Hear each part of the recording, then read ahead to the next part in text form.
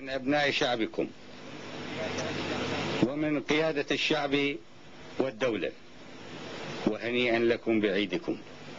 وفي هذا العيد المجيد يحضر أمامنا رجالنا الأعزاء، رجالنا الخالدون، شهداؤنا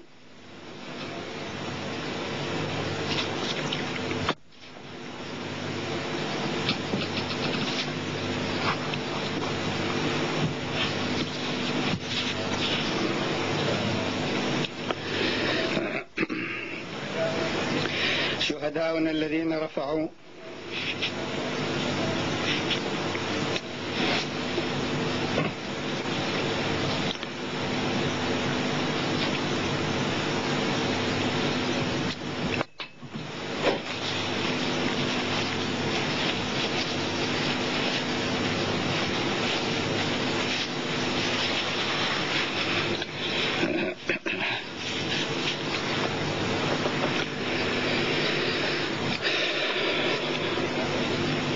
في هذا العيد المجيد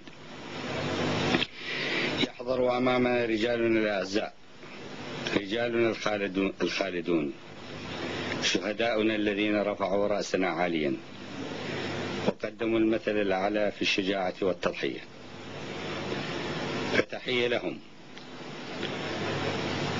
وعهدا لهم أن جميع أبناء العراق الذين جعلوا من أنفسهم مشاريع للاستشهاد سيواصلون المسيرة وسيحفظون العهد.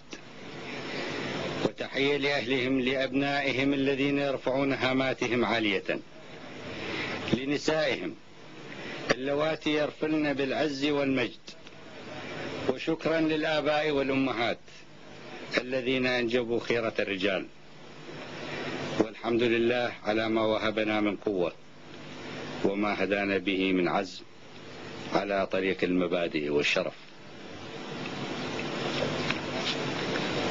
وأنتم أيها الأجداد العظام، يا من تراقبوننا من عليين، أيها العظيم يا أحسن الخلق محمد صلى الله عليه وسلم،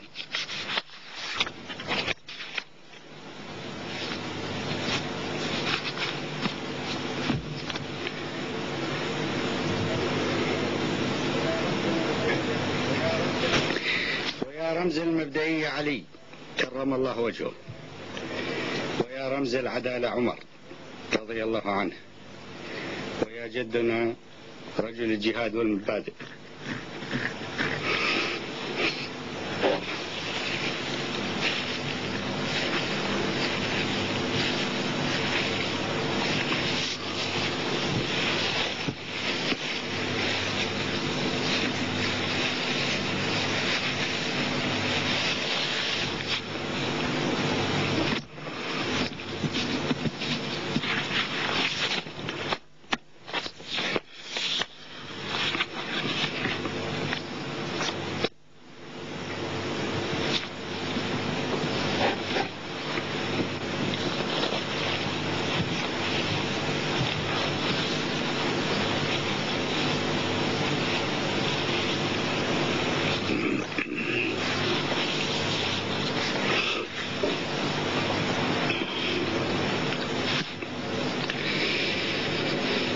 جدنا رجل الجهاد والمبادئ الحسين عليه السلام، هل أرضيناكم؟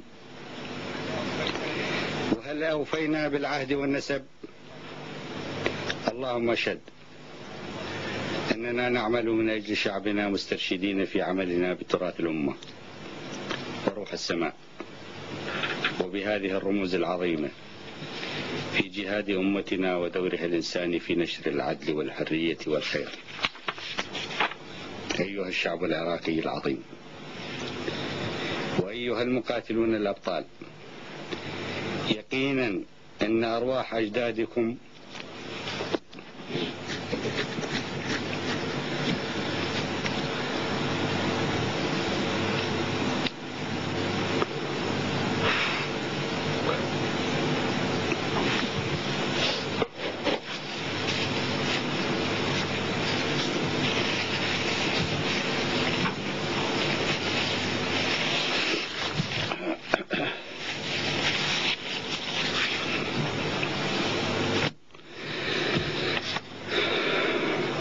الشعب العراقي العظيم وأيها المقاتلون الأبطال، يقينا أن أرواح أجدادكم راضية عنكم الآن ومليئة بالفخر والاطمئنان على أحفادها الذين ولدوا في ركن من هذه الأرض بعد 14 قرنا. ولدوا في هذه الأرض المجاهدة في العراق الأبي العظيم ليملأوا هذا الركن عدلا وعطاء، وليمتشقوا سيوف الحق ضد الباطل، وليرفضوا الجور والذل وتنكيس الرؤوس أمام المعتدين الغاصبين.